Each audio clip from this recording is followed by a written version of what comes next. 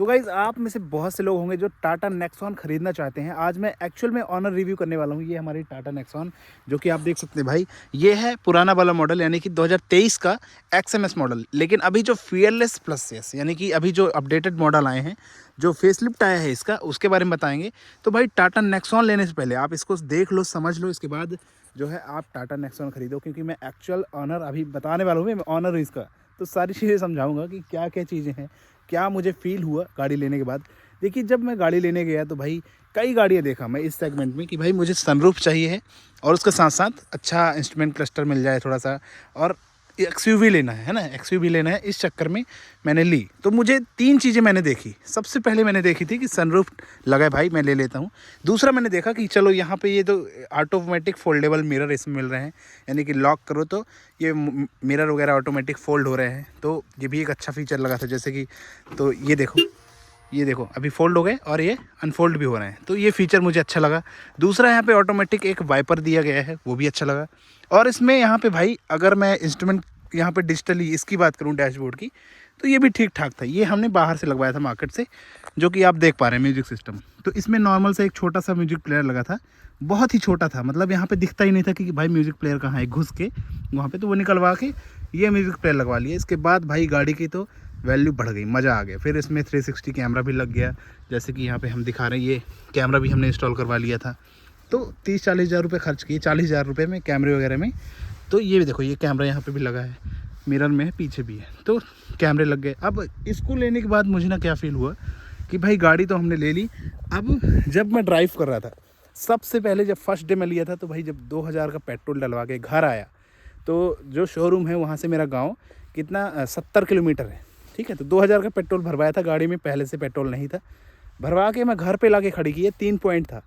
और इससे पहले मैं i20 थी मेरे पास, तो i20 तो निकाल दी थी, तो उसमें पेट्रोल का एक अलग सेशन था। भाई यहाँ पे मैं 2000 रुपये का पेट्रोल डलवा के घर में खड़ी किया और रिज़र्व लग गई, फिर से लपकने लगी वो।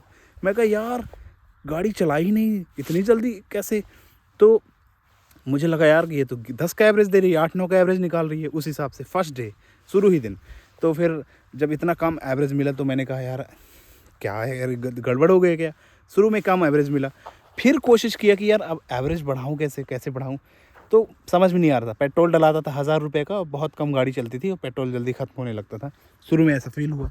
फिर धीरे धीरे मैंने क्या किया, कंपनी गया एक दिन, मैं उनसे बात किया, ऐसा ऐसा प्रॉब्लम है। कंपनी वाला वो जो बंदा था बढ़िया बैठा गाड़ी में, बताया कि चलाने का प्रोसेस कैसे है। कि गाड़ी आप जब चलाओ, ड्राइव करो, तो सबसे पहले आपको ये जो क्लच वगैरह है उसको मेंटेन करना है। बहुत तेज़ से क्लच को नहीं दबाना कि भाई एकदम से क्लच को मार रहे हैं धड़ाम से, खूब तेज़ से कि हाँ पिकअप के लिए, तो ऐसा नहीं करना है।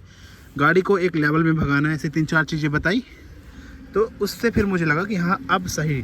तो फिर सही एवरेज उसने बना दिया, मीटर में भी अच्छा दिखाने लगा एवरेज। तो इस हिसाब से दूसरा यहाँ पे एक और चीज़ मुझे लगी, कई लोगों ने कहा भाई मुझे लुक पसंद नहीं आ रहा गाड़ी का लुक, क्योंकि देखो यार ये क्या है, पोंद से निकली ऐसे बोलते हैं कि ये क्या है, देखो ऐसा भाई डिज़ाइन है, ठीक है। और भाई इस गाड़ी को लेने के बाद ना, जब i20 चलाता था तो गड्ढे वड्ढे में जब गाड़ी मेरी चली जाती थी i20, तो बड़ ऐसे आवाज़ आती थी एकदम, कोई भी गड्ढे में जाती थी तो। लेकिन इस गाड़ी को जब गड्ढे में जाती है तो भैया जर्क ज़रा भी महसूस नहीं होता। पहली चीज़, सस्पेंसन बहुत ही अच्छा है। टाटा है भाई, देश की गाड़ी है अपने, तो बहुत, वो इसलिए नहीं बोल रहा हूँ देश की, चलाने भी मुझे, जैसे क्रेटा की बात करें और बाकी जो गाड़ियाँ मैं चलाया था, थोड़ा जर्क लगने में भड़ाक से आवाज़ आती थी। लेकिन भैया बहुत ही मजबूत तगड़ा सस्पेंसन है इसमें, तो गड्ढे वड्ढे में जाती थी तो मज़ा आया XUV चलाने में, तो ये भी अच्छा लगा। बाकी भाई फीचर्स की बात करें टाटा में, तो काफ़ी चीज़ें सुधारने की भी बात है। जैसे कि भाई देखो, फिनिशिंग नहीं मिलती इनकी गाड़ियों में, फिनिशिंग उस तरह से नहीं देते। जैसे देखो आप हुंडई की गाड़ी खरीदोगे तो भाई हर जगह एक एक चीज़ पे अच्छे से काम करते हैं। यहाँ पे देखो ये खुला हुआ है, ये देखो यहाँ गैप है, यहाँ ये खुला है, ये देखो गैप नहीं होना चाहिए ना, पूरा ऐसे पैक होना चाहिए। यहाँ पे देखो, ये देखो यहाँ पे ये गैप दिख रहा है, अच्छे से देखो आप, तो ये गैप इस तरह होना चाहिए पूरा पैक, लेकिन ये खुला रहता है इतना, यहाँ पे गैप रहता है, ये पैक होना चाहिए इस तरह से।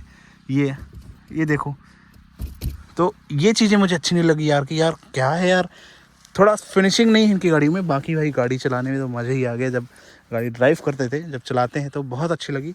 तो ये सब चीज़ें लगी। तो अगर आप नई वाली मॉडल लेना चाहते हैं टाटा नेक्सॉन का, अभी जो fearless plus S, creative, smart, pure ये सब आई है ना जो अभी फेसलिफ्ट, वो भी बहुत अच्छी डिजाइनिंग चेंज की गई। जैसे कि यहाँ पे आप देखेंगे तो हेडलाइट यहाँ है, लेकिन जो अभी नई गाड़ी आई है नया मॉडल, उसमें हेडलाइट इतनी बड़ी नहीं है, छोटी सी हेडलाइट यहाँ पे लगी है और यहाँ एक DRL मिलेगी जो नया मॉडल है। प्लस 360 कैमरा मिलेगा आपको, अगर टॉप मॉडल या सेकंड टॉप मॉडल लेंगे तो 360 कैमरा पे मिल जाएगा। बेस मॉडल लेंगे तो आपको 360 वगैरह नहीं मिलेगा, एक छोटा सा डिस्प्ले मिलेगा वहाँ पे, है ना, जो बेस मॉडल लेंगे। तो इस हिसाब से भाई अगर आप नई गाड़ी देखना चाहते हैं, नई नेक्सॉन, तो आप बिल्कुल प्रिफर करें। डिज़ाइनिंग भी अच्छी बना दी गई है XUV की, काफ़ी अच्छी। जैसे कि मैं आपको यहाँ पे दिखा पा रहा हूँ कि यहाँ पे गाड़ी का लुक, अब आप देखिएगा कि किस तरह से लुक है। जैसे मैं इन्हें बंद किया, बताओ क्या प्यारा लुक निकल करके आता है। लेकिन जो नए लड़के हैं ना, युवा लोग, वो उनको पसंद नहीं आती भाई। मेरे को तो भाई, अब देखो मैंने पहले i20 चला ली थी, तो मैंने कहा अब थोड़ी सी बड़ी गाड़ी ली जाए। क्रेटा ले रहा था तो 14 लाख 15 लाख में क्रेटा मिल रही थी। ये गाड़ी हमको मिल गई थी 11.5 लाख में, 12 लाख में पड़ गई थी सब कुछ लगवाने के बाद। लेकिन क्रेटा ले रहे थे तो क्रेटा 14 लाख की पड़ रही थी। डीजल में लेते तो 14 लाख और पेट्रोल में 13 साढ़े 13 लाख की। जिसमें क्रेटा में ये था कि भाई यहाँ पे AC के बटन वगैरह भाई छोटे छोटे बटन थे, कुछ भी ढंग का नहीं था इंटीरियर यार, मेरे को बहुत गंदा लग रहा था क्रेटा में। तो मैंने क्रेटा नहीं ली और इसके बाद सेल्टॉस बुक किया था, सेल्टॉस भी बुक कर दिया था कि चलो हम सेल्टॉस ही ले लेते हैं। तो सेल्टॉस में क्या था, देखो सेल्टॉस मिल रही थी 13.5 लाख रुपए में, HTK मॉडल, मतलब बेस मॉडल। तो उसमें भी अच्छे खासे फीचर थे, पर सनरूफ नहीं था, है ना। और तो मैं कहा यार बेकार है, और फिर उसको भी कैंसिल किया, सेल्टॉस भी नहीं लिया। तो उस हिसाब से फिर मेरे को भाई नेक्सॉन जमी, तो हमने नेक्सॉन ली और बहुत ही अच्छी लगी हमको। पर अभी चलाने में कई चीज़ें हमको चीज़ों का सामना करना पड़ता है। जैसे कि गाड़ी लेने के बाद जब AC चालू करते थे तो यहाँ पे पानी भरता था, तो वो किस कारण से था अभी नहीं पता। अभी तो इस समय ठंडी में AC बंद है, लेकिन AC जब चलाते हैं तो नीचे यहाँ वो मैट गीली हो जाती है, तो उसका एक रीज़न है, वो मैं बाद में चेक कराऊँगा। फ़िलहाल हम इस गाड़ी को इस तरह से देख पा रहे हैं। यहाँ पे म्यूज़िक सिस्टम वगैरह भी हमने ये लगा दिया था, है ना। और सीट कवर वगैरह अभी नहीं लगवाए। क्या मतलब सीट कवर लगवा दो, मैंने i20 में जिस दिन गाड़ी ली थी सीट कवर लगवा दिए, और जब 3 साल बाद मैंने गाड़ी बेची थी तो सीट कवर सहित गाड़ी बेचे थे। अरे कंपनी की सीट को यूज़ कर लो भाई, फिर कवर चढ़वा लेना, गंदी हो जाए तो क्या करोगे नई रख के, हैं जब गंदी हो जाए तो नया कवर लगवा लेना। अभी यूज़ करना चाहिए मेरे ख्याल से, नई रख के क्या करोगे, एक दिन तो बेच ही दोगे, या एक ना एक दिन 2 4 5 साल 6 साल गाड़ी चला के। तो पहले कंपनी की सीट को अच्छे से यूज़ करो, उसका मज़ा लो, इसके बाद कवर चढ़ाओ। क्योंकि कवर चढ़ाने के बाद ना अगर अच्छा कवर नहीं चढ़ाया, महंगा कवर, तो भाई आपकी गाड़ी बहुत गंदी लगती है। अगर ढंग से अगर 1500-2000 का कवर चढ़वा लोगे तो ना कवर की फिटिंग अच्छी आएगी, ना कुछ अच्छा लगेगा। तो ये एक प्लस पॉइंट है कि जब आप गाड़ी खरीदें तो पहले इनकी कवर को यूज़ करो। फैब्रिक सीट मिलती है, लेदर सीट जो भी, उनको प्रॉपर यूज़ करो, फिर सीट कवर लगवाओ। और 3 तूफान ज़्यादा मत करवाओ गाड़ी में, है ना। बाकी म्यूजिक सिस्टम हमने जो है 360 लगवा लिया था, तो वो भी हमें बहुत अच्छा लगा। तो इस हिसाब से ऑलमोस्ट सारी चीज़ें हमको अच्छी लगी। गाड़ी टाटा नेक्सॉन ली थे तो हमको यहाँ पे कुछ चीज़ें फ्री मिल गई। जैसे कि ये पीछे एक इलेक्ट्रिक पंप रखा है, तो ये हम बैटरी से लगा के टायर में हवा भर सकते हैं, है ना। तो और पार्सल ट्रे हमने ये अलग से लगवाई थी, ये नहीं मिली थी इसमें। और ये देखो हाइलोजन लाइट भी यहाँ पे लगी हुई है एक। तो अच्छा है, सब कुछ बढ़िया जो है हमें मिल गया था, जो हमें चाहिए था। और ये कैमरा भी लगा हुआ है यहाँ पे बैक में। तो ऑलमोस्ट हमको सारी चीज़ें जो है अच्छी लगी टाटा नेक्सॉन में। बाकी आप लेना चाहते हैं तो बिल्कुल ख़रीदिए, नेक्सॉन लीजिए, देश की गाड़ी है। और क्रेटा वेटा ख़रीदेंगे भैया 24-25 लाख रुपए में, क्रेटा जो अभी आया है ना फेसलिफ्ट, 24 लाख रुपए में मिल रहा है।